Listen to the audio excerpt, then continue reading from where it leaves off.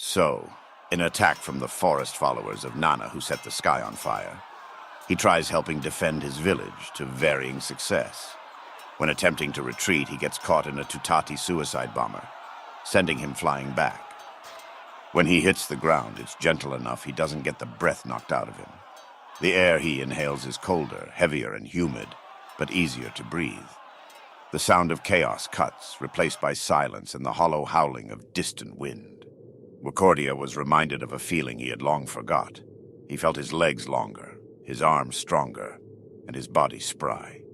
Opening his eyes, Vecordia leapt to his feet, drawing what was now a dagger from its tattered sheath on his hip. The small wooden shield next to him was cracked, desiccated, and useless. Unlike before, he wasn't within the Temple of Mundus. He stood a full 6 feet tall upon the rotted flooring of a gutted tower, overlooking the blighted and collapsing ruins of a large town.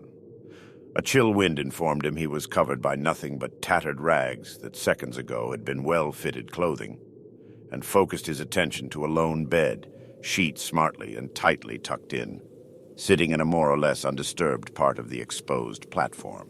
Avoiding the shriveled skeletal body in front of him, Vecordia moved to the bed and wrapped himself tightly in the slightly stiff but serviceable sheet. The sky was a kaleidoscope of reds, yellows, and oranges, as it seemed to consist of a roiling firestorm, partially covered by banks of thick gray clouds, pouring rain upon the ground they covered. Vecordia could feel the intense wind, licks of cold, heat, and humidity mixed into one half-swirling tempest. The world was dying, yet it smelled so sweet of cut greenery, fresh rain, and the faint hint of smoke. The only light came from the exposed portions of firestorm roiling behind the clouds. Kitribu, for the first time in years, heard something besides wind. A series of grunts and footsteps from above woke him from the trance of undying he had cultivated over the last 12 years. "You up there!" Kitribu yelled, his body radiating a dark purple-red light. "Come down here and either kill me or help me, would you?" Vecordia gasped in surprise, nearly dropping his dagger when a voice came from below him. Heading down a set of weathered stone steps, Vecordia beheld a bright reddish-purple light emanating from underneath the ruin of a bunk bed. "What holds you, fairy?" Vecordia asked, stepping up to the light. "You kidding?" Kitribu scoffed. "Somewhat." Vecordia lifted the rotted bookcases and molded mattress covering Kitribu and pushed them aside, looking down at the bright little ball of light and wings as it looked up at him. "Wow, you are so dead." Kitribu flew up to eye level with Vecordia, giving him a once-over. "Why are you here?" Vecordia shrugged, speechless. "Okay, you need me." Kitribu pulsed a few times, flying above Vecordia's head. "Who are you?" Vecordia asked. "Call me Kit. You like zombies?" Kit flew back a few feet. "No, I've killed a lot, though. Years ago or recently," Vecordia replied, looking around him. "Well, I'm going to make sure you don't become one. I still am, you kill him." Kit bounced excitedly. "What? You'll see. Let's make the same decision the local drunk used to make towards his wife and beat it." Kit shot towards the nearby downward stairs. "Wow!" Vecordia took a few steps forward. "I think I hate you." "I'm still helping you out of here." Kit bobbed impatiently over the staircase. "Yeah, fine," Vecordia muttered with a shrug, descending the staircase. The 5 stories to ground level held nothing but a forgotten pair of breeches and a half-rusted mundane shield.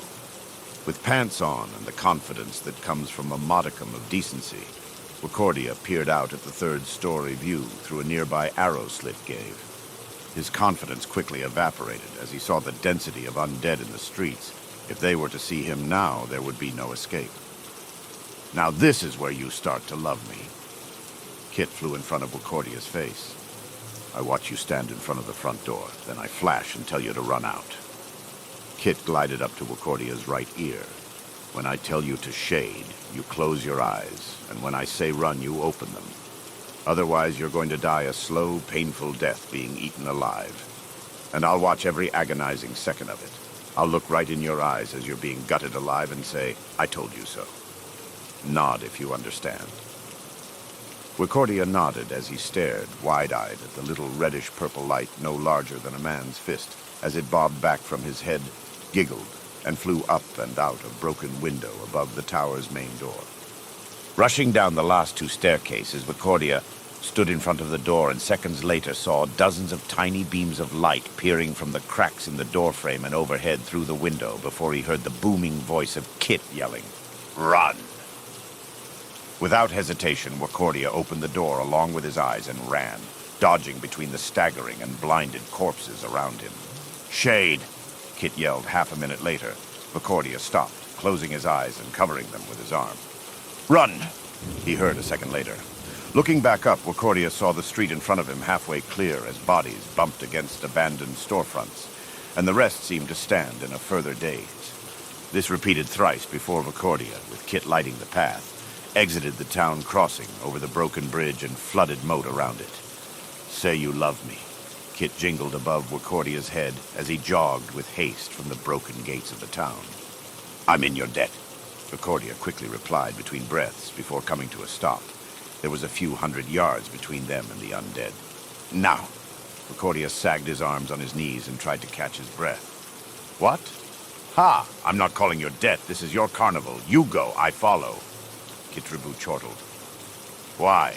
Vecordia recovered his posture and pointed at the ferry before falling again. "Want to know the last human voice I heard before yours?" The ferry yelled, dramatically bouncing with every syllable, coming within inches of Vecordia's face. "Probably not." Vecordia threw his arms wide as he stood, sending the ferry fluttering backwards. In response, Kitribu imitated a set of horrific and blood-curdling screams that steadily lost strength before he began saying, "Crunch, crunch, slurp," multiple times as Vecordia fell back to the ground. "Okay, great," Vecordia exclaimed, standing again with tears running down. "This is my life." He turned in a circle, looking up at the firestorm above them that was quickly disappearing behind dark gray rain clouds. "This is my friend." He pointed energetically at Kit. "Really?" Kit lit up and fluttered closer to Vecordia. "Maybe." Vecordia looked into the ball of light nearly against his face, and then closed his eyes tightly as starbursts expanded over his inner eyelids from it. As the rain began to fall, the temperature dropped further and the light dimmed darker. Vecordia sank to the ground and held out a shivering, cupped hand, watching the raindrops collect, spatter, and fall around his little pom-pom. He waited patiently for each sip, moving only to adjust his position, drink, or switch hands for nearly half a day. The wind that caressed over him was warmer than the air he inhaled. It whipped a lash of humidity under his nose and blew over his shoulders. "Okay, I'm a prick, I'm sorry." Kit slowly sank onto Vecordia's stiff, pained, and slouched shoulder after hours of silence. "Was that..." Vecordia muttered into his shoulder. "Or was that not someone being savaged to death?" "It was," Kit confirmed. "Don't do that again," Vecordia demanded, looking up and out over the empty grassland around them. "Sure." Kit fluttered up and looked to their northeast. "There's an empty shack at the edge of the Tutati woods, intact. That away." Vecordia pointed in the same direction. "Less than an hour walk," Kit encouraged, making little ovals in the air. "Last thing I remember before meeting you was fighting in those woods." Vecordia stood up, slapped his right arm, slapped himself in the face, and yelled into the rain clouds above before he started towards the woods. "Glad I never married you." Kit steadied himself near Vecordia's left ear. "Maybe," Vecordia replied, taking his stride into a full sprint. Vecordia stumbled to a walk and a halt at the tree line half an hour later, still adjusting to his longer legs, sending Kit into the air. "Welcome home," Kit cried angrily, shunting himself under Vecordia's cloth cap. The trees held no leaves, the owl's calls long silenced, the rustle of underbrush reduced to the crunching of dead grass under Vecordia's nearly bare feet as he creeped forward. Memories made into mockery. When he last died, the grass was green. Vecordia shook the image from him with the stamp of a foot. When he died, these trees were burning. Vecordia took a step forward and fell to his knees, coughing as he inhaled the now dry, bitter air. But several yards behind the tree line sat a modest homestead, a small path connecting to the dirt trail that lead further on, into the village. "Now draw your dinner knife, Mundian. I don't think the woods respect you anymore," Kit whispered as Vecordia rose to his feet. radiating a deep crimson-red light crowned with a violet halo.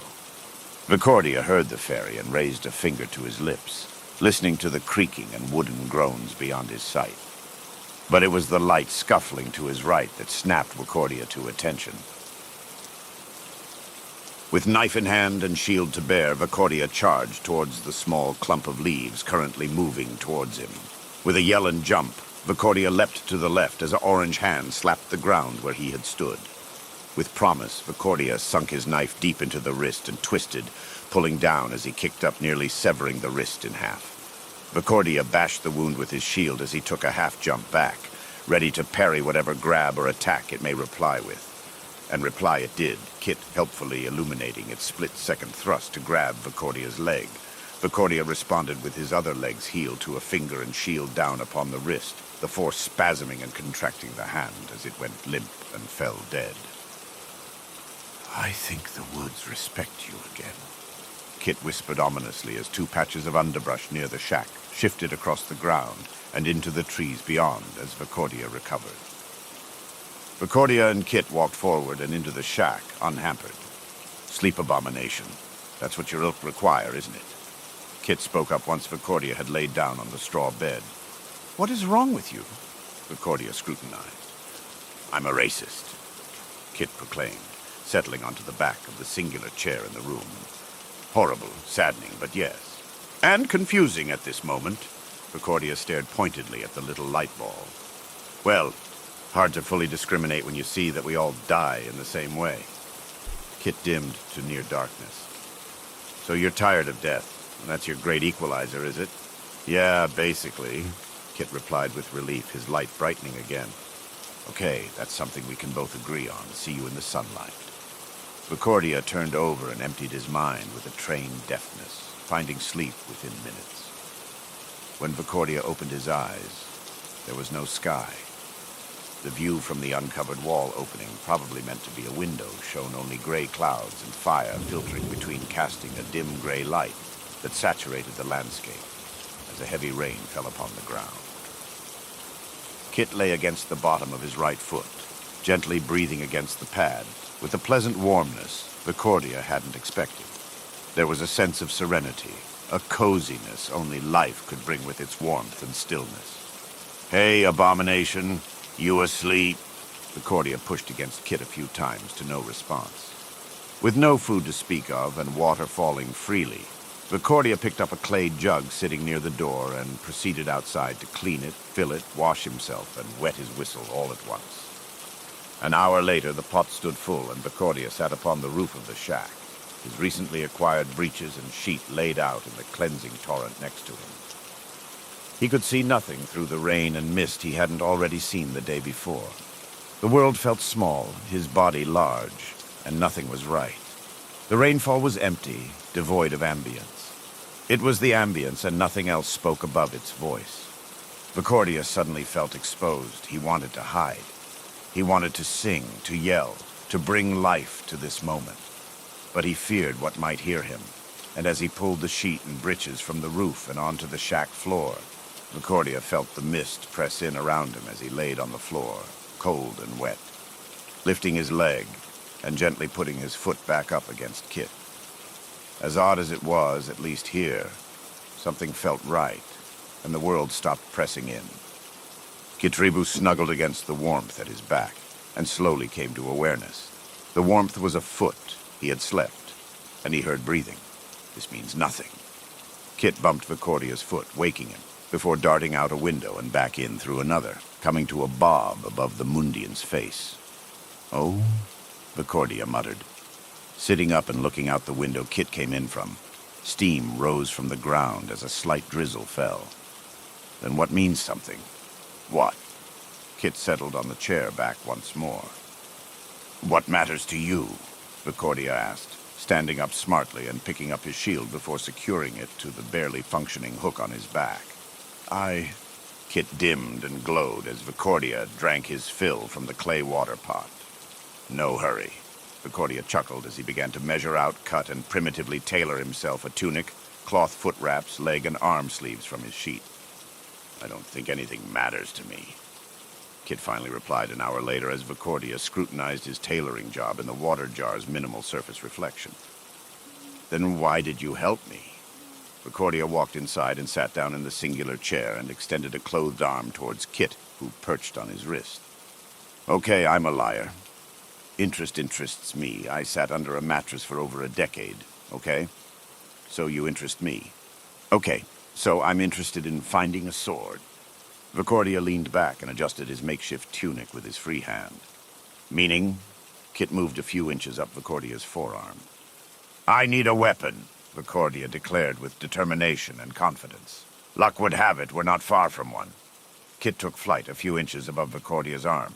You just need to abuse the forest a bit to get it. Abuse it how? Vecordia stood up, surveying the ferry.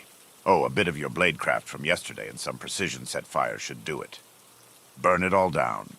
Kit flew out a window, facing towards the tangle of naked branches to their south, before looking to Vecordia with reddened glow. Burn every bit of it down.